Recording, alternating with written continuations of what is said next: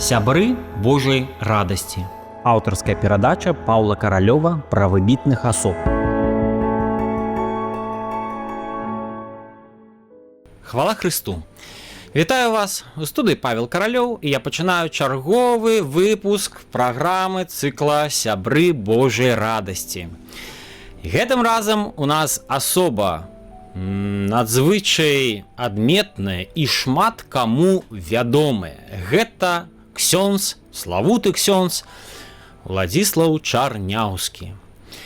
І яго зараз, калі пра яго кажуць, выходзяць артыкулы, то кажуць проста, што гэта легендарны святар, так яго называюць. Таму пра яго буду сёння распавядаць. І, канешне, для нас важна, што гэты ксёндз – гэта даволі вядомы перакладчык Бібліі на беларускую мову. І многія вернікі, каталікі, да і не толькі каталікі, карыстаюцца перакладам Уладзіслава Чарняўскага. І хацеў бы пачаць з падзякі, бо шмат у чым я кансультаваўся з выдатнай даследчыцай жыцця і дзейнасці Уладзіслава Чарняўскага. Гэта вядомая, цікавая жанчына Тэрэза Бітэль. Яна апякуецца спадчынай ксяндза, яна у Вішневе ёсць музей, прысвечаны гэтаму ксяндзу, таму спадарыне Тэрэзе вялікі дзякуй. Пра яе яшчэ будзем казаць таксама. Нарадзіўся наш герой у 1916 годзе каля Гальшанаў. Ёсць такая таямніца, бо шмат нашых ксяндзоў беларускіх, якія служылі Богу і Беларусі, беларускім словам, нарадзіліся акурат Ашмяншчына і Смаргоншчына. Вось, вельмі шмат. І наш герой таксама. Гэта быў застенак Амбружын. І справа ў тым, што адбывалася Першая сусветная вайна, і родная вёсачка Чарняўскіх, гэта вёска Біценяты, была занята немцамі, і давялося ў сваякоў, вось, далёкіх матчыных сваякоў Макеяў, там прыехаць туды, і там нарадзіўся вось наш будучы святар. І адзначу тое, што родная ж вёска Біцяняты, гэта Смаргоншчына, літаральна за некалькі кіламетраў ад Арлянятаў. І, дарэчы, ксёндз Уладзіслаў меркаваў, што Біцяняты, мусіць, называліся калісьці Бацяняты. Ну, як бацян, можа, птушка, а Арляняты таксама птушка. І мы ж ведаем, што з гэтай вёсачкі Арляняты выйшаў іншы славуты вядомы ксёндз Адам Станкевіч. Пра яго ў нас ёсць асобны выпуск, паглядзіце. Уладзіслаў і Адам Станкевіч, Уладзіслаў Чарняўскі і Адам Станкевіч былі знаёмы, бачыліся, размаўлялі. І, канешне, нават у тую вёску Арляняты таксама хадзіў вучыцца ў школку Уладзіслаў Чарняўскі. І скажу, што дзетак у сям'і Чарняўскіх было шмат, ажно 12 дзяцей. І вось 11-м дзяцёнкам у сям'і быў Уладзіслаў.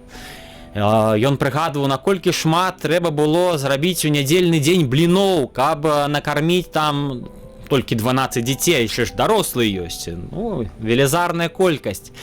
Мы ведаем, што у бацькі нашага героя было маці пасля памірае і фактычна ён другі раз ажаніўся, бацька нашага героя. Тым не менш, вось, у цэлым гэта возьмем 12 дзяцей.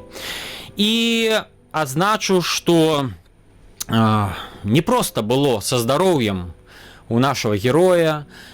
І, канешне, было шмат хваробаў, і адна з самых небяспечных хваробаў, ад якой ён мог лёгка загінуць, гэта была крываўка або дызентэрыя.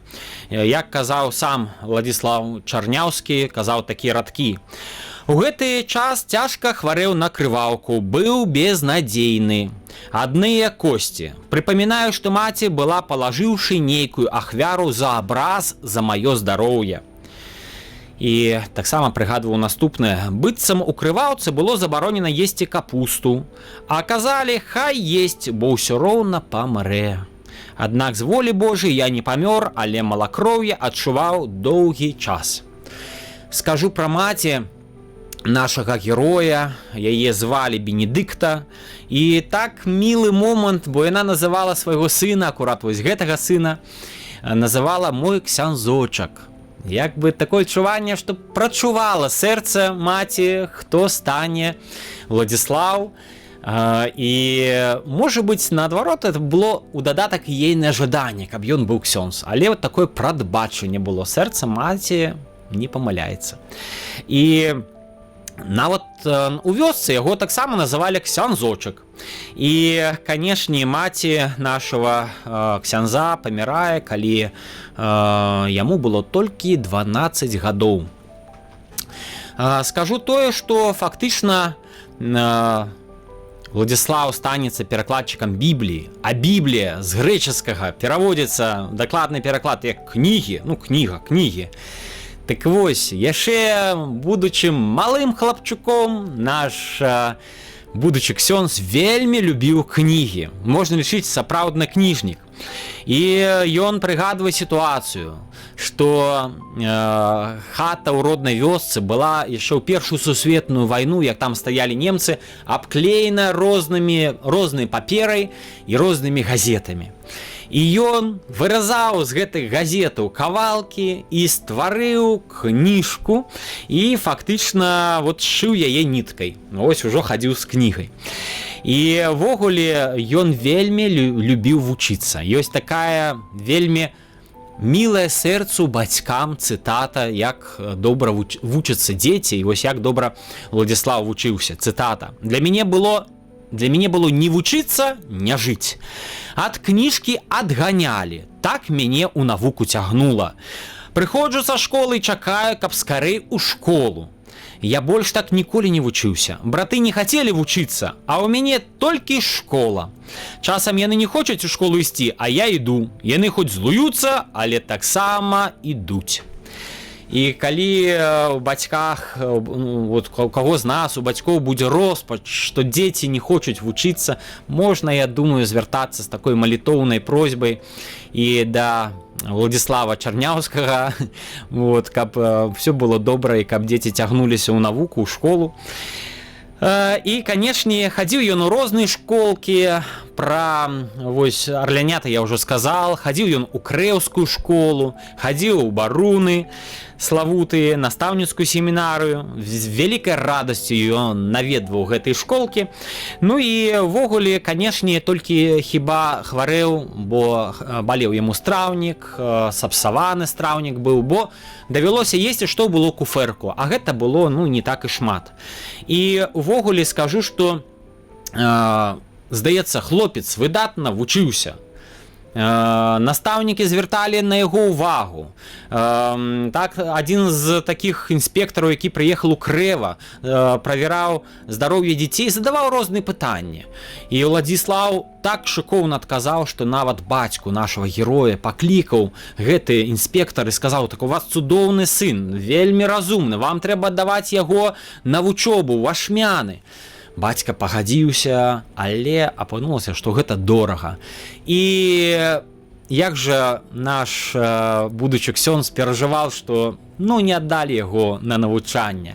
А часам з-за таго, што мала грошаў, давялося фактычна спыняць у іншым месцы навучання і заставаўся, год прапускаў. Вот так вот бывае.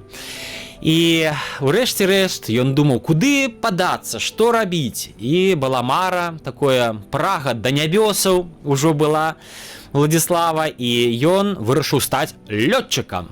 І нават у лётчыцкую школу падаваў дакументы, але яго не ўзялі па здароўю. Мусіць, даволі добра для нас, што не ўзялі. І, канешне, у гэтай складанай сітуацыі, як не было куды падзецца, як ён перажываў, і спадзеў быў на Бога. І такая цытата, што казаў: кідаўся і туды, і сюды, прасіў Бога памагчы. Памагло мне вельмі прачытанне жыцця святой малой Тэрэскі. І ўрэшце рэшт для нашага ксяндза будучага было важна, што ягоны родны дзядзька гэта быў ужо ксёндз Францішак Чарняўскі. І, канешне, гэты ксёндз жыў ужо не ў Беларусі, ён знайшоў, Уладзіслаў знайшоў адрас свайго дзядзькі, напісаў яму ліст, пажаліўся, сказаў, што вы мне параеце, бо хачу ісці ў кляштар. І той дзядзька сказаў, што ідзі ў Друю, там служаць беларускія ксяндзы, а я табе дапамагу з грошамі на навучанне. І, канешне, вось добра, што вот такой апякун у яго был, родны дзядзька ксёндз. І падчас навучання ў Друі тата нашага героя памірае. І родныя не адразу паведамілі пра смерць таты, а Уладзіслаў казаў, цытата: «І бацька памёр, калі я вучыўся ў кляштары ў Друі. А я дык у сэрцы адчуваў тую хвіліну, калі бацька прывёз мяне апошні раз у Солы. На цягнік абодва мы плакалі, як ніколі раней. Сэрцы адчувалі, што гэта навечнае развітанне на зямлі». Вёска Солы Смаргонскага раёна, выдатная мясцінка, дзе зараз стаіць прыгожы храм, які ў той час там будаваўся ў 1920-30-х годах. І ёсць там чыгуначная станцыя, чыгунка праходзіць, і калі мы, бывае, едзем той чыгункай, то з вокон бачым вельмі прыгожы касцёл, то прыгадаем гэтую вельмі такую кранальную гісторыю развітання Уладзіслава Чарняўскага з ягоным татам. У 1934 годзе ён пачынае вучыцца ў Друі. Друе — гэта славутая мясціна, дзе па-беларуску выкладалі ксяндзы марыяне. І Уладзіслаў Чарняўскі таксама стаў марыянінам. І гэта было вельмі выдатная мясціна, якая, на жаль, пасля, это ж была міжваенная, Друя пад тэрыторыяй была міжваеннай Польшчы тады, 20-30-х годах. І тады беларускую вось гэтую справу ў Друі, на жаль, была зачынена, ксяндзоў выслалі, так вот, на жаль, паставіліся за беларускую справу. А падчас навучання Уладзіслаў з сябрамі знайшлі там, каля Дзвіны, цікавы востраў, і гэта яны назвалі Беларускай рэспублікай.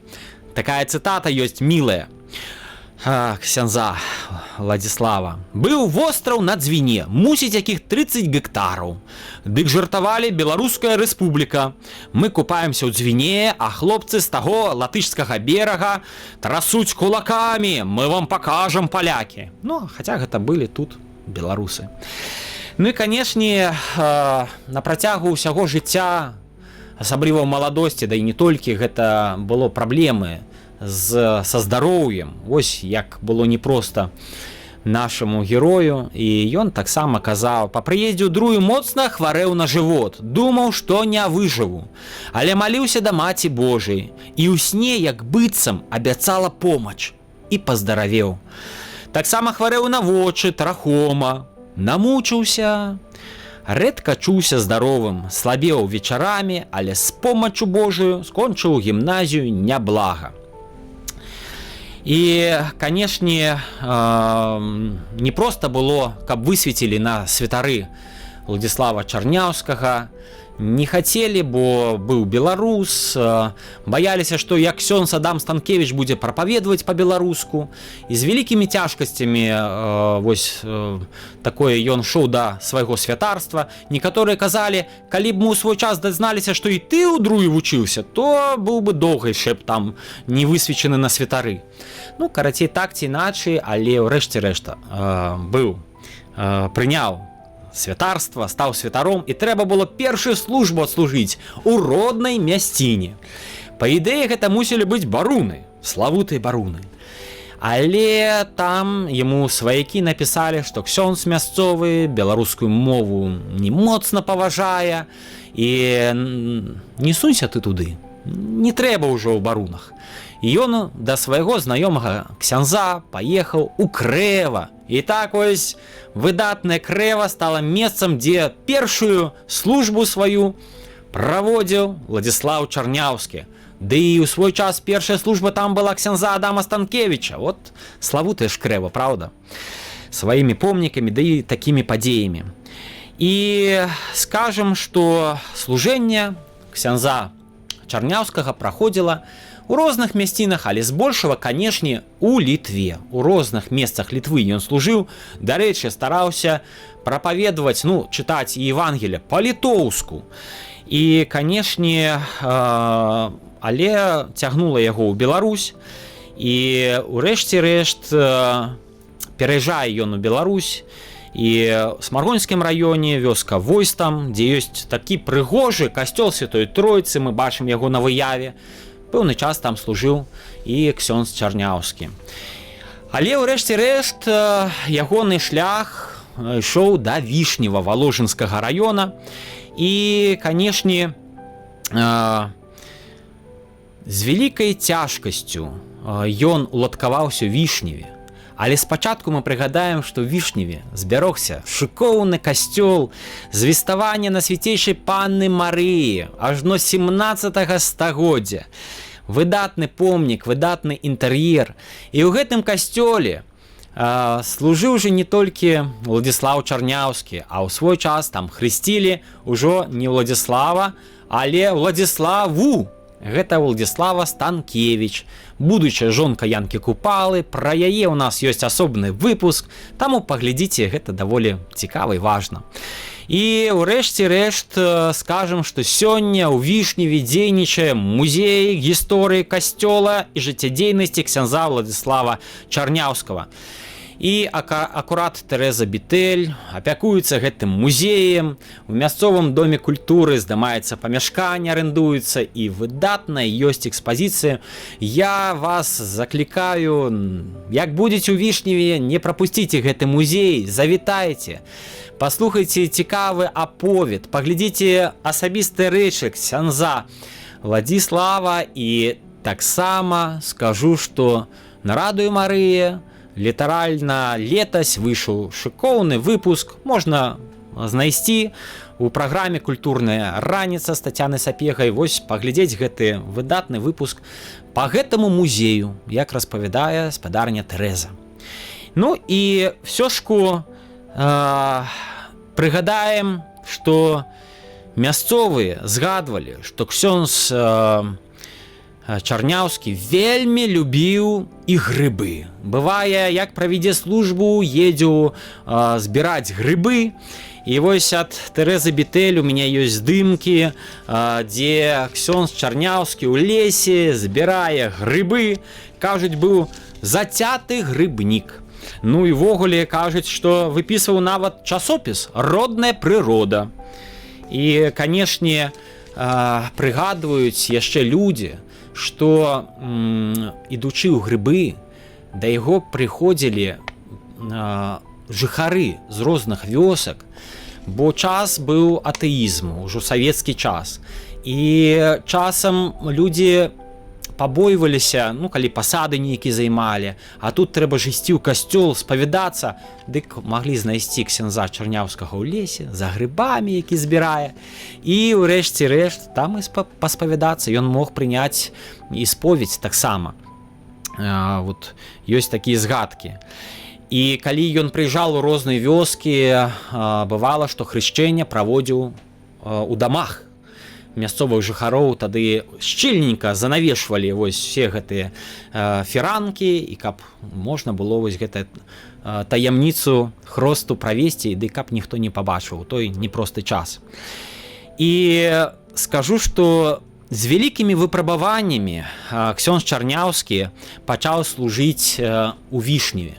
Галоўная ж праблема – гэта каб прынялі ўлады яго на служэнне, то бок каб дазволілі. І мясцовыя жыхары пісалі просьбы ў Мінск, ездзілі ў Мінск, што вось хочам, каб з Літвы да нас прыехаў служыць ксёндз Чарняўскі. Улады казалі, што гэта не вы самі просіце, гэта ён хоча, это просьбы ягоныя, а вы толькі інструмент. Ён гэта карацей кажучы, з вялікімі праблемамі. Тыя людзі пісалі, не баяліся пісаць у Маскву, а гэта быў, між іншым, 1953 год. Час, акурат год смерці Сталіна, і так ці іначай, вельмі ўсё роўна непросты час. людзі вельмі мудра пісалі лісты. Яны маглі то, канешне, патрабаваць, гэта ж паводле канстытуцыі мелі права і маліцца, і касцёлы каб былі, але ж, ну, яны разумелі, што да чаго, і пісалі так, што савецкая ўлада стварыла добрыя магчымасці для моладзі, каб яны бавілі час, моладзь, ёсць клубы. Але мы, старыя людзі, уже у нас ёсць традыцыя, гэта хадзіць у касцёл, мы там ужо звыкліся, у нас ёсць такая традыцыя. Дык дазвольце мы, каб ужо на старасці гадоў наведвалі гэты касцёл, а для гэтага трэба ксёндз. Дык вось дазвольце, каб гэты ксёндз Чарняўскі прыехаў, бо ён беларус, мы беларусы, мы хочам, каб ён служыў у нас. І такія вот лісты пісалі. І казалі, што мы не можам так хутка стаць атэістамі. Таму ўжо дазвольце, як каб мы ўжо так па традыцыі хадзілі ў касцёл, бо разумелі, што такая мусіць быць мудрасць, каб ўсё ж дазволілі адкрыць касцёл і каб там быў ксёндз. Адкрыць касцёл маецца на ўвазе, што ключы-то ад касцёла былі ў вернікаў, але службы самі, бывала, маліліся побач, але вот трэба, каб быў ксёндз. І ўрэшце рэшт з вялікімі складанасцямі пасля лістоў у Маскву ўсё ж у мінскія ўлады дазволілі, каб прыехаў ксёндз, але пасля была вялікая праблема з прапіскай. Без прапіскі немагчыма, каб меў магчымасці служыць. Карацей, вялікія складанасці непроста, але ўрэшце рэшт на Божае нараджэнне напрыканцы 1953 года, калі адна з першых службаў была ксяндза Уладзіслава Чарняўскага, касцёл быў паўнюткі, велізарны, мноства людзей. І не толькі вось гэтыя сталага веку людзі, якія пісалі такія лісты цікавыя, але шмат і моладзі было. І калі трэба было стаць на каленкі, то просто пэўным людзям, шмат было людзей, якім давялося выйсці з касцёла, каб іншыя маглі зайсці. Уяўляеце, як было. Ну і ўрэшце рэшт, вот пачалося служэнне з канца 1953-го, лічыце, з 1954 года служэнне ксяндза Чарняўскага ў Вішневе. Але ж ён трымаўся беларускай мовы. І, канешне, скажу, што, як казаў ксёндз, калі дзеці ў касцёле пачыналі спяваць па-беларуску, дык некаторыя адмаўляліся проста людзі ісці ў касцёл. Цытата: некаторыя крывіліся спачатку, казалі, што камуніст ксёндз, да? Усякая была гаворка, а час прайшоў і все прывыклі.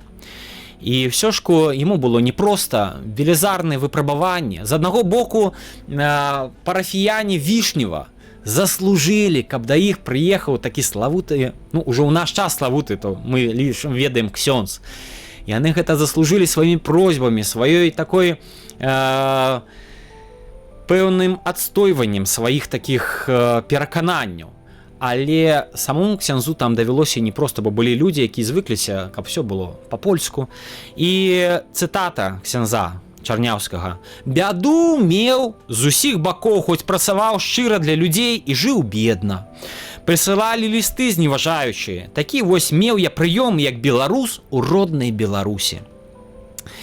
І ўсё ж на яго пісалі немала ананімак, розныя лісты крыўдныя, але ў яго была нязломнасць. І ваганні таксама былі, але ўсё ж і нязломнасць. Ён казаў: «Колькі разоў думаў, кіну, вярнуся ў Літву, але рабілася шкада. Другі раз думаў, не буду навуку казаць, таксама адпускаўся. Так цягнуліся гады, памалу самыя упорыстыя сталі прывыкаць. Некалькі разоў, тройчы, па 3 месяцы яго здымалі з працы за розныя там парушэнні, за абвінавачванні. І нават у Маскве была пра тое гаворка. Але у дадатак, як лічыў ксёндз Уладзіслаў, і гэта сапраўды найверагодней мела месца быць, быў яшчэ такая змова, зговар іншых ксяндзоў, якія трымаліся польскай мовы, а тут у іх было жаданне не дапусціць беларуса, які па-беларуску прапаведаваў, у касцёл. І скажу таксама тое, што ён, наш ксёндз, сказаў вельмі такія неприглядные рэчы, которые, ведаеце, як Христос у свой час выкрывал фарысейства, то і ксёндз таксама наш трымаўся вот такое даволі непрыглядныя рэчы для многіх маглі б падацца, але даволі праўдзівы. Ён казаў, цытата: «Кожны народ павінен маліцца ў сваёй мове. Гэта пастанавіў Ватыканскі сабор. Гаворыш па-польску, ніхто не разумее. Што важней, польская мова ці разуменне веры, а яны ўсё круцяць». Быў такі выпадак, працаваў за ашмянамі ксёндз, прыйшла да яго кабета, гаворыць пацеры па-беларуску, а ксёндз кажа, што такіх не прызнае, пакуль не навучышся па-польску, шлюбу не дам. Я бачу тут віну, толькі віну ксяндзоў, яны хочуць апалячыць беларусу, гэта іх мэта. Вот такія словы Уладзіслава Чарняўскага. Мы ведаем, што зараз касцёл беларускі ў наш час выправіў гэтую хібу, можна лічыць, так? Ёсць павага да беларускай мовы, ёсць служба па-беларуску, але ў часы ксяндза Уладзіслава было па-іншаму. І ён мог напісаць нават дзёрзкія лісты ў Рым у свой час. Калісьці его таксама запрашалі ў Польшчу на пэўную там канферэнцыю, і ён так адказаў, так напісаў: «Ксёнджы бардзо побожні, свенці, жы па-беларуску і гаварыць не хочуць». І ў Рым пісаў: «Я гляджу на ксяндзоў, як на фарысеяў».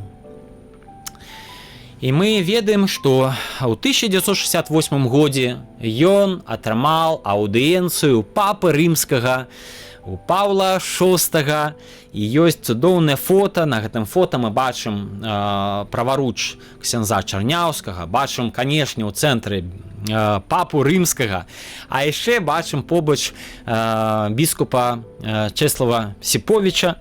І мы згадаем, што ксёндз Чарняўскі прыгадваў гэты побыт у Рыме ў 1968 годзе, як пасля кажа, кароткі прыемны сон.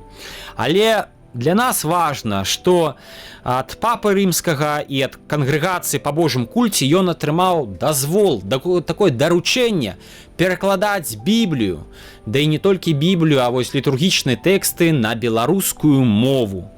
І мы ведаем, што для нас ксёндз Чарняўскі найгалоўнае гэта перакладчык Бібліі. І вось у маіх руках Біблія ксяндза Чарняўскага.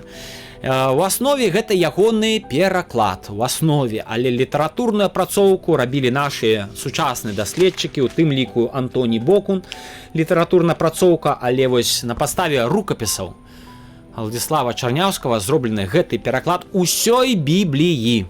Таму знайдзіце гэты асобнік, пачытайце. Я скажу, што вось поўную Біблію ксёндз Чарняўскі не дажыў, каб ён не бачыў плён, завяршэнне цалкам плёну сваёй працы. Гэта ўжо было пасля ягонай смерці. Вось гэтае выданне 2012 года. І разам з тым, яшчэ пры жыцці паспеў выйсці новы запавет у перакладзе ксяндза Чарняўскага. І, канешне, ён з вялікай радасцю бачыў плён сваёй працы, хоць новы запавет. Дарыў у Вішневе, кажуць, што амаль ва ўсіх там у хатах ёсць кнігі гэтага новага запавету, бо дарыў ксёндз Чарняўскі. І таму вот такі цікавы момант, мы бачым кнігу Бібліі па-беларуску. І папа рымскі ў свой час хацеў нават зрабіць ксяндза Чарняўскага біскупам і такім адміністратарам католікаў Беларусі, але гэта магло быць толькі са згоды савецкіх уладаў.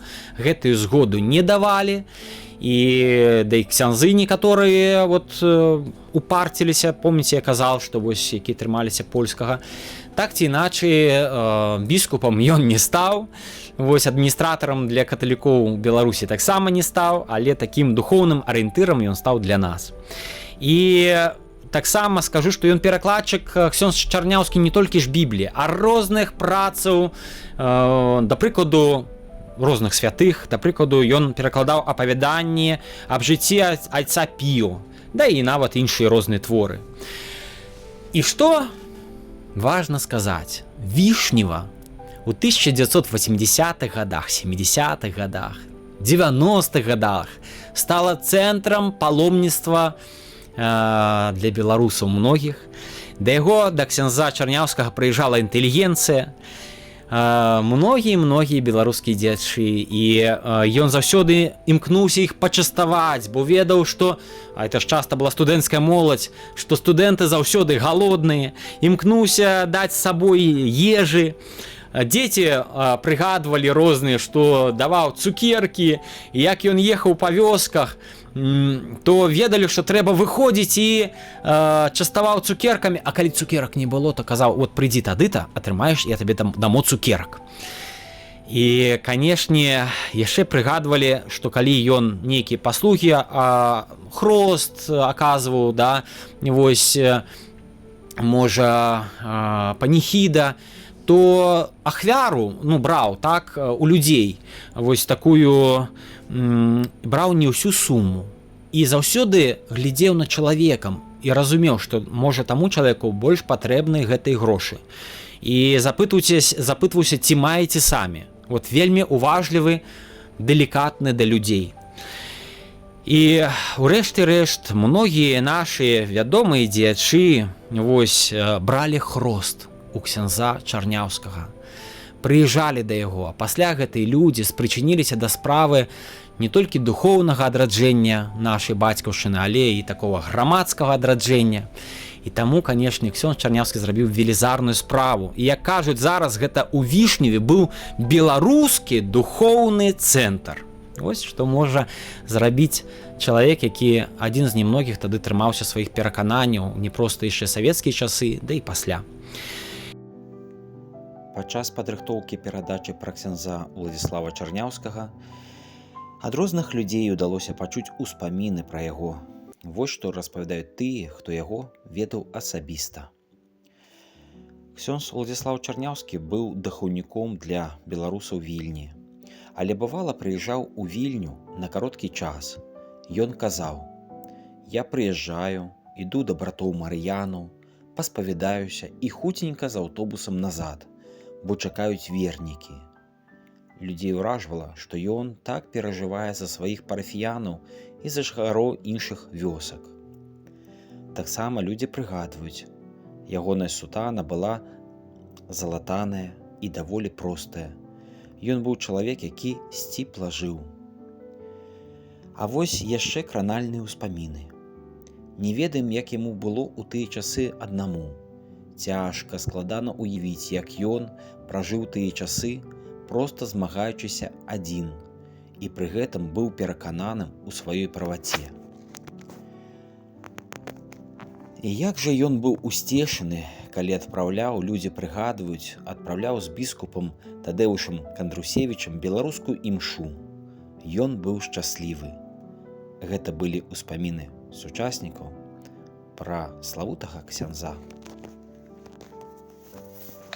Урэшце рэшт, важна для нас пабачыць ксяндза Чарняўскага, як ён выглядаў. Збераглося відэо, і мы можам пабачыць, як ксёндз са сваімі парафіянамі у Вішневе сустракаецца, пра што ідзе гаворка. Давайте паглядзім гэтыя кранальныя такія кадры. Деревенский собор в Вишнево известен не только тем, что он самый старый в Белоруссии, но и своим настоятелем, священником Владиславом Чернявским. А ты, як пацер, умеешь по-бабски говорить? Вот треба учиться, вы что умеете, а треба научиться, дети научиться. По-белорусски треба научиться, белорусски надо говорить. Ну так. Я хочу сказать, что я совсем благодарна белорусскому языку, потому что мои дети ни грамма не разумеют по-польску, и внуки тоже. И зятя маю, зять был у костеля, и ничего не разобрался, где по-польску ксёндз отправлял. И я ему говорю, едь у Вишнева, там ксёндз по-белоруску говорит. И он мне сказал, что будет ездить. Я большое спасибо вишневскому ксёндзу, что он белорусскую мову поднял.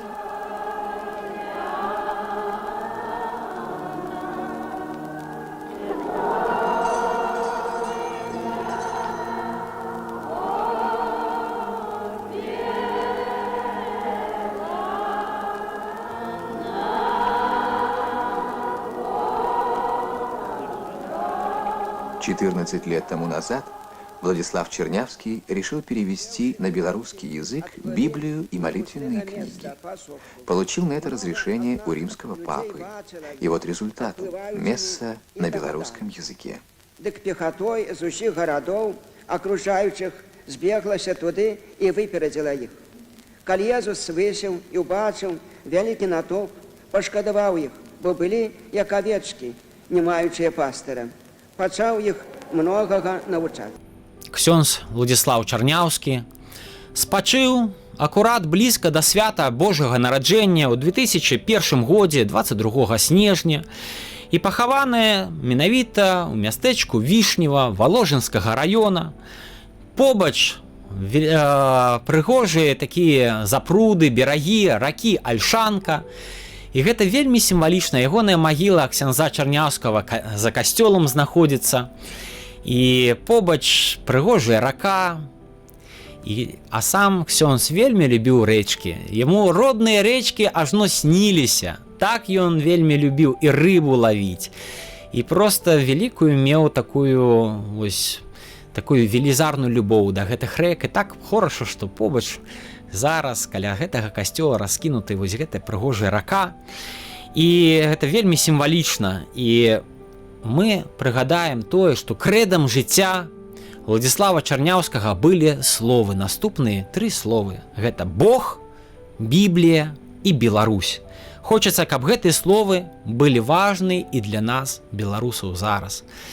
І таксама скажу, што ксёндз Чарняўскі адстойваў такую думку, што кожны і праваслаўны, і каталік мае права у сваім храме чуць родную беларускую мову. Давайте будем памятаць ксяндза Владзіслава Чарняўскага, ведаць пра ягоны подзвіг, пра ягонае ахвярнае служэнне, не прамінаць, завітаць у Вішнева і пабыць ля магілы гэтага ксяндза. І галоўнае для нас таксама звяртацца да Божага слова, не толькі ў перакладзе Владзіслава Чарняўскага, але і іншых нашых творцаў. Дзякуй вялікі, з Богам, да пабачэння.